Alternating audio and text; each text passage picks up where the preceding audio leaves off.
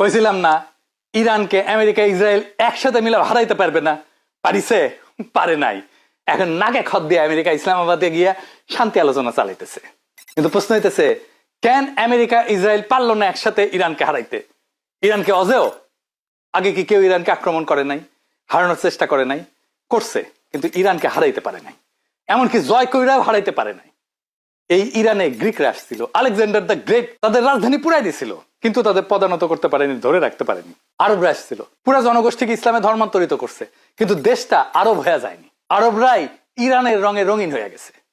মঙ্গলরা আসছিল, মানব ইতিহাসের সবচেয়ে ধ্বংসাত্মক সামরিক শক্তি ছিল মঙ্গলরা। দেশটা মঙ্গলদেরও গিলে ফেলল।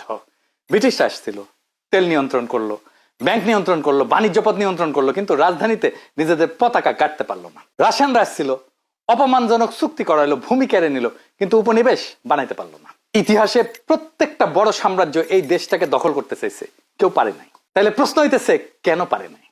কেন পৃথিবীর কোন শক্তি এই দেশটাকে স্থায়ীভাবে গিলে ফেলতে পারলো না, পরাজিত করতে পারলো না? এর উত্তর একটা না, অনেকগুলো। আমি মোটামুটি 5টা উত্তর খুঁজে বের করছি, আর প্রত্যেকটা উত্তর আগেরটা একটু চমকপ্রদ। আসেন আমরা একটা একটা করে দেখি। প্রথম কারণ হইতেছে, প্রকৃতি নিজেই ইরানকে একটা দুর্গ হিসেবে বানাইছে। মধ্যপ্রাচ্য বললে আমাদের মাথায় কি আসে? সমতল মরুভূমি, বালি, উন্মুক্ত প্রান্ত। কিন্তু ইরান সম্পূর্ণ আলাদা জিনিস। ইরান বসে আছে একটা উঁচু মালভূমির উপরে, সমুদ্র পৃষ্ঠ থেকে গড়ে 1500 মিটার উঁচুতে। আর এই মালভূমির চারপাশে দেওয়াল, প্রকৃতির বানানো দেওয়াল। পশ্চিম দিকে তাকান, ইরাকের দিক থেকে যদি কেউ আসতে চায়, তাহলে প্রথমে তার সামনে দাঁড়াবে জাগ্রস পর্বতমালা, 1500 কিলোমিটার লম্বা। 1500 কিলোমিটার লম্বা একটা পাথরের দেওয়াল, শক্ত নিরেট পাথরের দেওয়াল, উত্তর পশ্চিম থেকে দক্ষিণ পূর্ব পর্যন্ত চলে গেছে।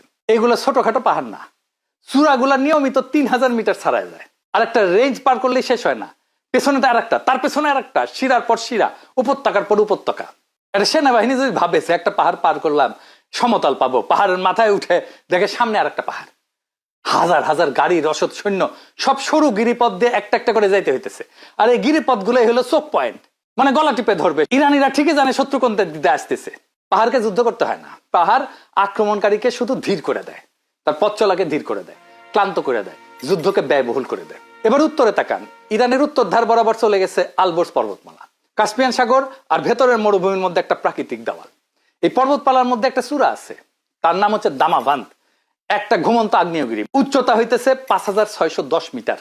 মধ্যপ্রাচ্যের সবচেয়ে উঁচু চূড়া এটা, পুরো এশিয়ার সবচেয়ে উঁচু আগ্নেয়গিরি কিন্তু এটা। জাগ্রস আর আলবোর্স মিলে ইরানের মালভূমির চারপাশে একটা প্রাকৃতিক দেওয়াল তৈরি করছে। যে কোনো শক্তিকে ঢুকতে হইলে এই দেওয়াল পার হইতে হবে, সেটা